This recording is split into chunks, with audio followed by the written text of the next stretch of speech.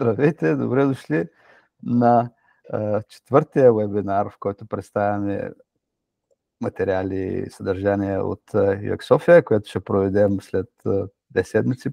Всъщност, днешното представяне ще е за откриването на UX София, защото това ще бъде първата работилница, която Веси и Митко ще направят.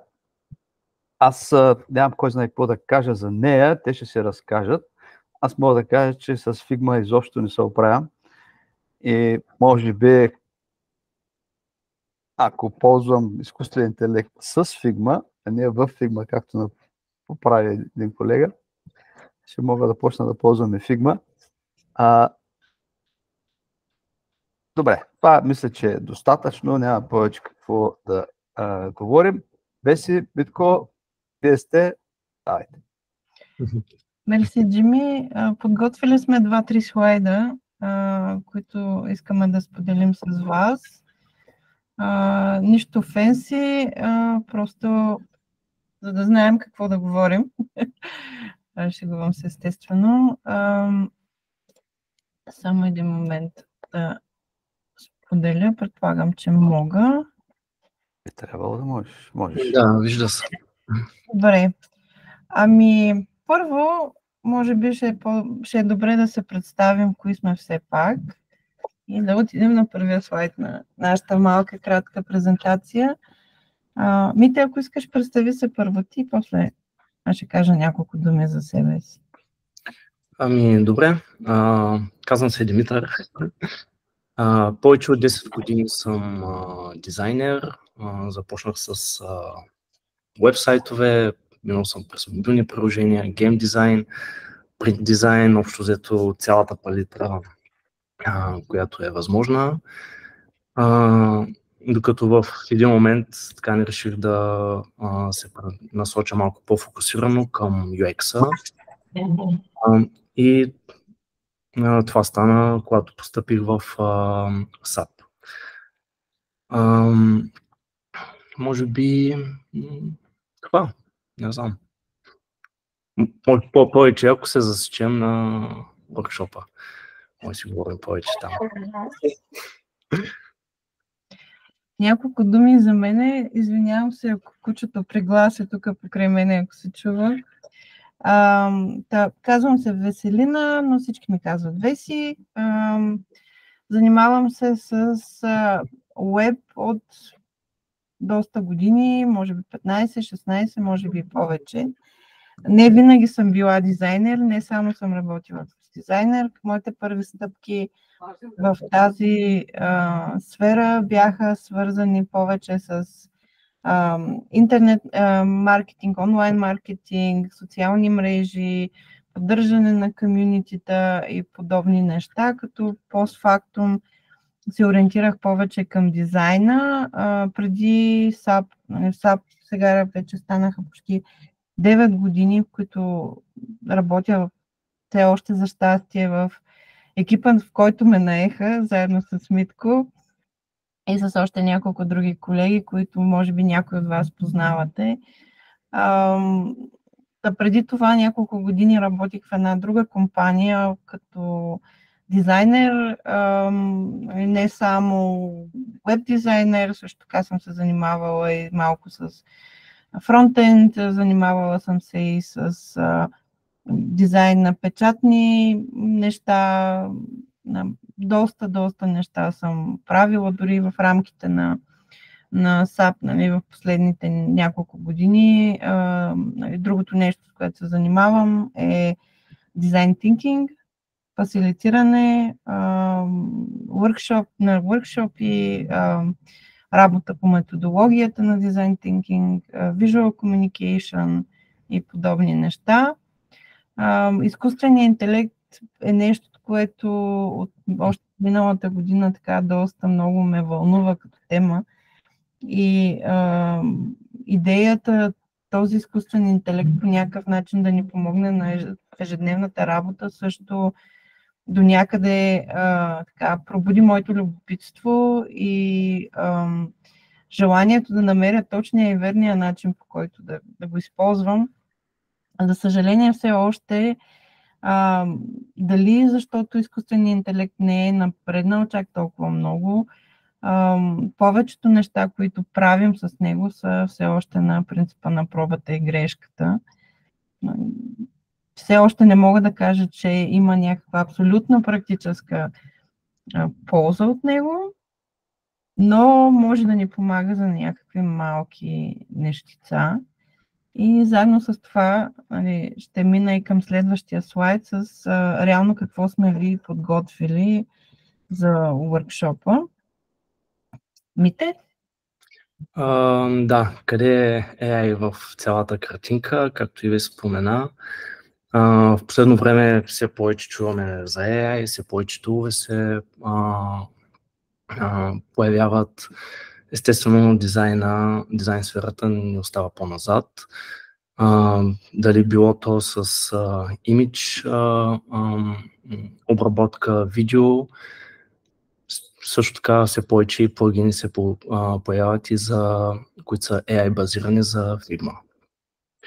Предполагам, повечето сте наясно. Figma е така доста разпространен тул в дизайнерските среди, така че от тук реално ни дойде идеята с Веси да направим този полудневен workshop на UX София, като на него ще си кажем няколко думи за AI, ще ви покажем някои от туловете. Може би някои от тях знаете и сте чували като ChatGPT или Midjourney, но дори пък може и да ви изненадат. Така че, да. Споменах и Figma-та. Значи, Figma има и разработен собствен AI плагин, който така доста полезен в FigJam, но също така има и доста други плагини, които съответно могат да се ползват за направата на различни приложения. Веси, може би малко информация към самия exercise. Да, това доста време ни отне, за да решим точно какво да ви дадем като hands-on experience. И нашата цел не е да ви учим как да ползвате Figma, защото темата е доста по-различна от това. Също така, плагините, които са налични в момента за Figma, повечето от тях са платени и изискват някакъв тип регистрация или subscription и не искахме да ви затрудняваме. Затова ние се спряхме на следното нещо. Ще ви представим няколко различни видове и типове AI тулове, които съществуват, както Митко каза, не само ChatGPT, не само Midjourney, също така ще обърнем внимание и на тулове, с които можем да генерираме видео, саунд и всякакви други такива хубавинки.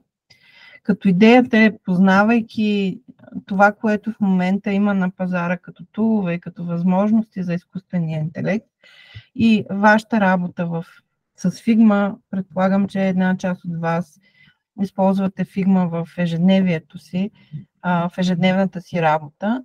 Нашата задачка за качка ще бъде свързана с това да ви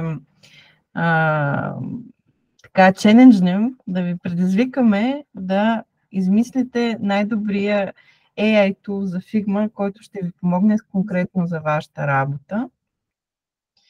И ще имаме малко време да си брейнстормнете вътре в екипа и да направите това, което наистина би било най-доброто за вас, за вашата работа с Figma. Искахме да направим нещо, да измислим нещо по-различно, нещо където да може да вложите креативност от ваша страна и също така и да се запознаете и с възможностите, които AI има. Общо взето, това е с няколко думи. Ако имате някакви въпроси, можете съответно да ги зададете. Питай нещо да допълниш? Ами да, мисля, че е важно да споменем, че по време на workshop ще работите в групи. Хубаво е, може би, също така, веси, може би и следващия слайд да покажеш, да си носите лаптопи. Желателно е да имате поне някаква базова, някаква основа, да сте работили поне малко, нали, с Figma. Ако не сте, бихме ви помолили да отворите това преди самия workshop, за да видите, нали, какво представлява горе-долу някакви базови функции, защото все пак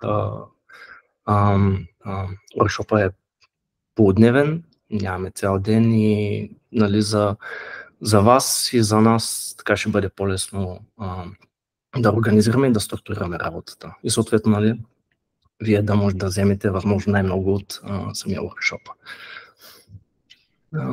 Да. Важното, което трябва да си носите, нали, да донесете с вас за workshop, е вашата креативност и вдъхновение, защото... И желание.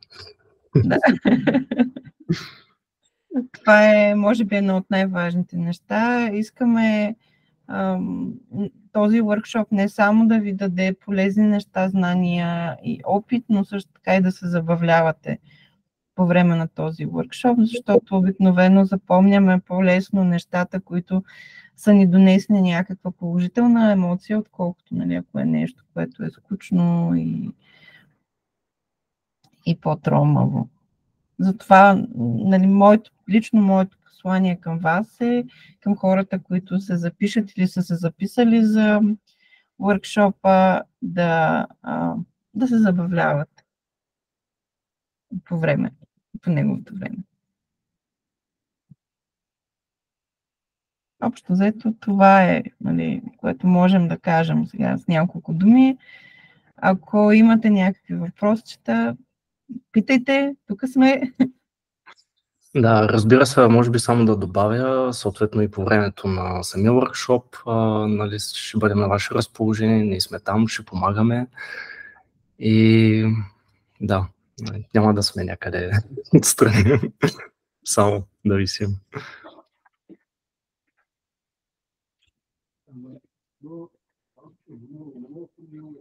Даш, много слабо те чувам аз. Аз още нищо не съм казал. Да, може би от някакъв фонов звук от микрофона. Ако колегите нямат въпроси, аз първи ще почна.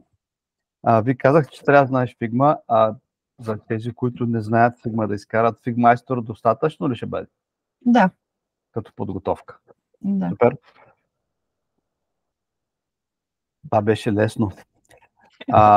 Някаква друга подготовка, акаунти, лицензи, вие го споменахте накратко, но все пак. Ами няма да има нужда. По принцип Figma има тестови безплатен лиценз, който може всеки един от вас да използва. За това се спряхме, нали, не сме конкретизирали никое от приложенията и от плагините, които има за Figma с изкуствен интелект. Естествено, ще ви покажем някакъв workflow с тях, но няма да задълбаваме в тях именно заради лицензите. А по-скоро ще се опитаме да си измислим нещо наше, което не изисква лицензи, не изисква и допълнителни разходи. Това ни беше едно от основните неща, за които искахме да се съобразим, за да не натоварваме хората с допълнителни разходи. Да, единствено може би бих добавил мисля, че може да се ползва и без регистрация Figma, но проверете за всеки случай, ако трябва просто регистрация, смисъл безплатно, да. В Figma си трябва регистрация, има задължителна регистрация, има и безплатна версия, която е напълно достатъчна за голяма част от целите, стига, нали, да не се правят някакви сложни дизайн системи и прочее, би трябвало с безплатната да се оправят. Да, супер. Извинявайте, влязох малко по-късно. Да, кажи. Въпросът ми е, workshop е на 5 юни. От колко часа ще бъде и как да се запиша за него? Работилницата, да, на 5 юни от 9 до 1 ще бъде, а на uxsofia.com е регистрацията. Добре, мерси. Това, което исках да допълня е, че също така ние ще носим и материали за писане, за рисуване. Ако някои от екипите решат, могат, нали, да са изцяло аналогово, така да си направят идеите, без да се използва Figma. Но е хубаво да се познават какви са възможностите на тула, поне в общи линии, за да може да се прецени какво от AI би било по-удобно и по-лесно за ползване в дизайнерската работа. Здравейте! Аз исках всъщност да попитам, в ежедневната си работа често ли ви се случва да използвате изкуствения интелект или просто най-вече от интерес и това да видите какви са възможностите му се задълбава в тази посока? Аз съм ползвала изкуствен интелект в доста ситуации, най-вече когато ми се налага да композирам някакви текстове, също така когато ми се налага да търся някакво вдъхновение за картинки, за презентации, понеже едно от нещата, които аз много често правя, е да правя презентации и нали, не винаги намирам това, което си представям като визуална като картинка. Има случаи, в които се използва, нали, лично аз го използвам. Също така имаме и вътрешни инструменти, които също улесняват работата на нашите дизайнери, или поне в момента те са нещо, което се тества. Както казах, в момента практическата страна на изкуствения интелект е доста ограничен, именно защото това е нещо ново и всеки се опитва да експериментира с възможностите. Да, аз бих добавил, че също така по време, понеже ползваме FigJam в разни workshop-и, въобще колаборативна работа и прибягваме си до този AI, който е там, прави доста добро, нали, самаризиране на всички стикета, които лепим навсякъде по FigJam-а. Немалко вече и в самия Teams като tool, ако си изтървал, нали, някаква част от работата или гледаш запис на среща, също така можете да направи, нали, някакво summary. Така че в ежедневието почваме да ги ползваме тези неща, лека по лека, бих казал. Да, благодаря. Моля. А самия workshop ще се преведе ли хибридно? В смисъл, ще има ли също през интернет участие или трябва да сме всички там на място? На място. На място. Okay.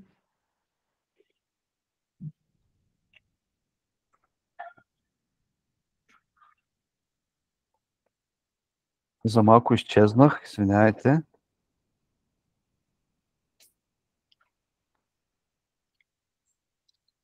Някакви други въпросчета? Аз имам още. Какво ще пропусна, ако не се включа в тая работилница?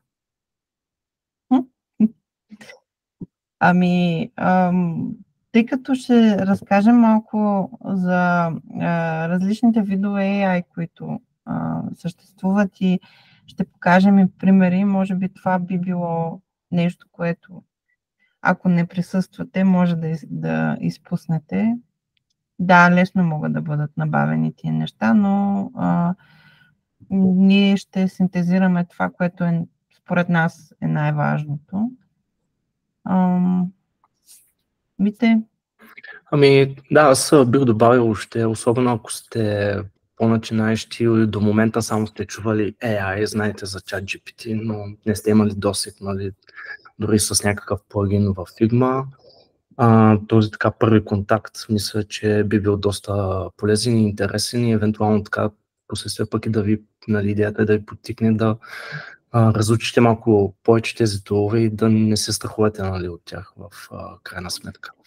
Така че този първи контакт мисля, че би бил полезен също.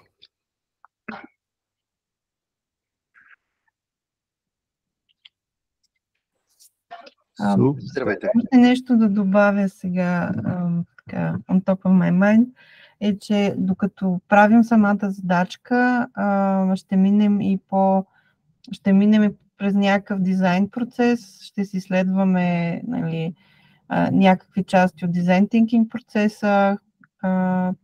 Това също би било нещо, което може да си вземете за след това като знание, нали? Не само за AI, но и за самия дизайн процес. Здравейте, имам два въпроса. Един ми е свързан с към кой точно е насочен самото събитие? Към по-начинаещи, по-напреднали? Какво реално да очаква човек, като пристигне? Човек, който е без опит или човек, който е с опит? Ами реално и двата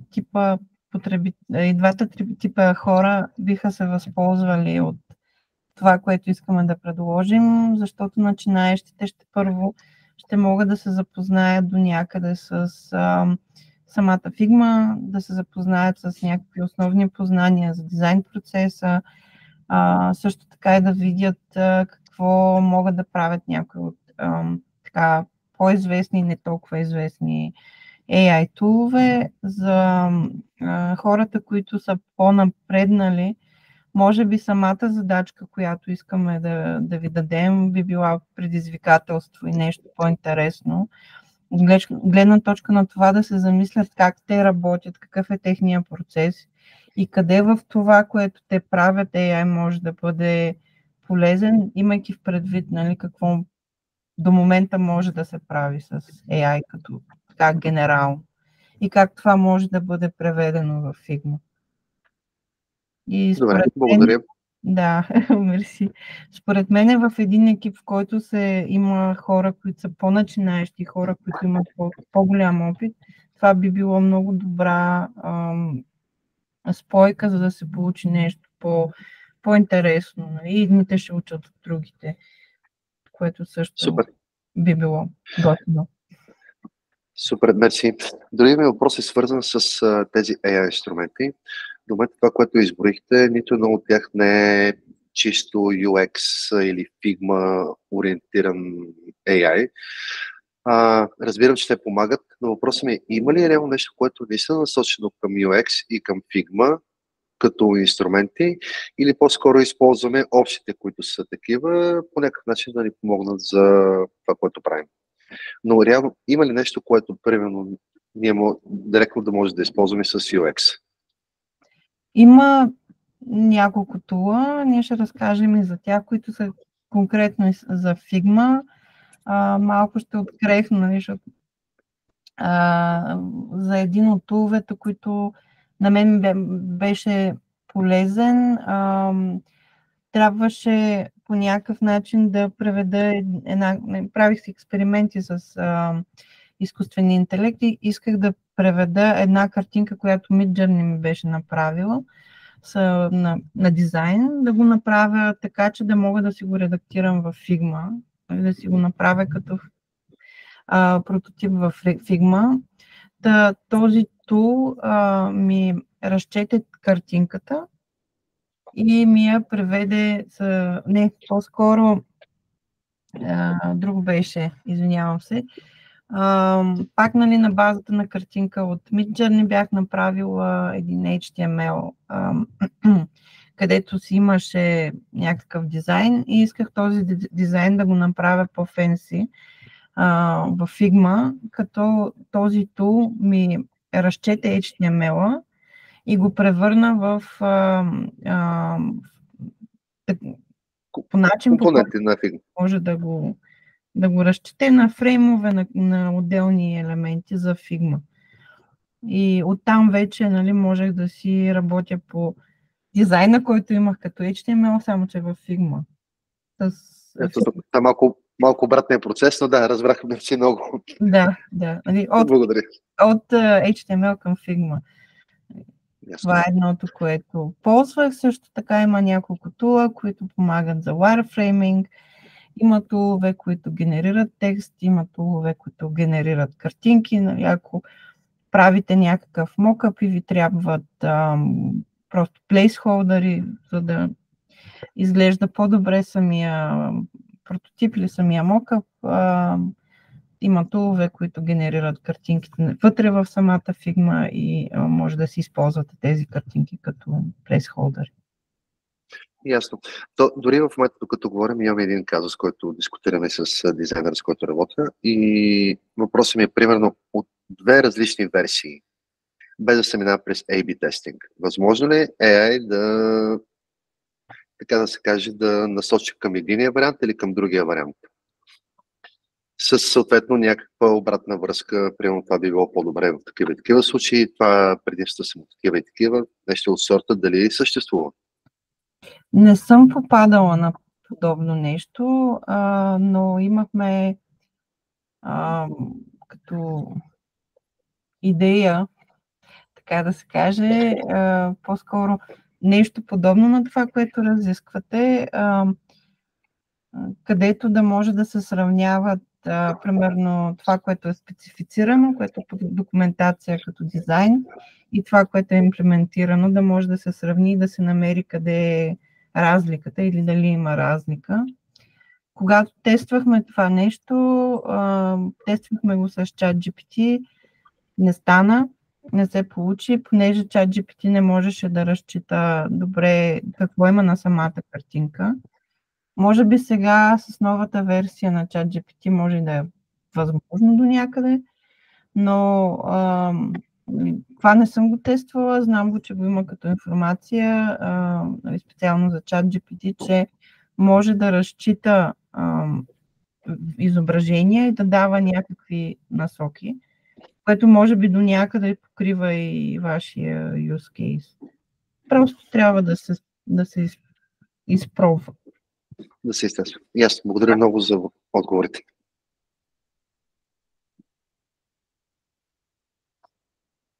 Други въпроси?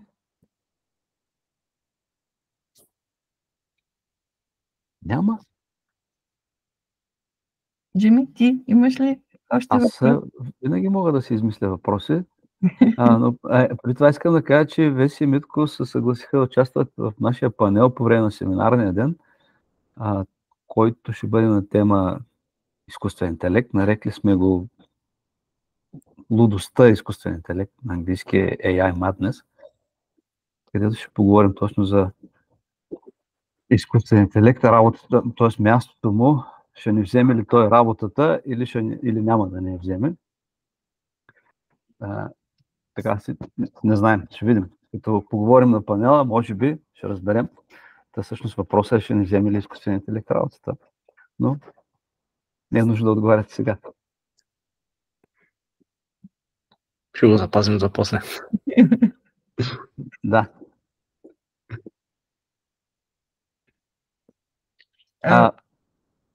Да беше. Искаш ли да ти отговоря или ще го запазим за панела? Нека да го запазим за панела. Добре. Да ти отлежи. Да. Готови сме да ви предложим отстъпка за тази работилница, за това, че бяхте тук. Ако искате да се запишете на работилницата, свържете се с нас. Дали през сайта, дали като отговор на имейлите, които пращахме, или през LinkedIn, няма значение по какъв начин, за да направим по-приятно записването, ако можем така. Още веднъж питам за въпроси и коментари.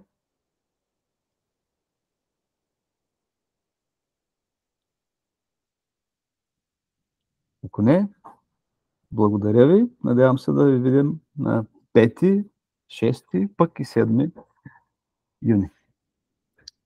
Благодаря на всички. Надявам се да се видим там. Чао, чао. Чао на всички. Хубава вечер. Много хубава вечер. Мерси. Чао. Вечер. Чао и ние благодарим.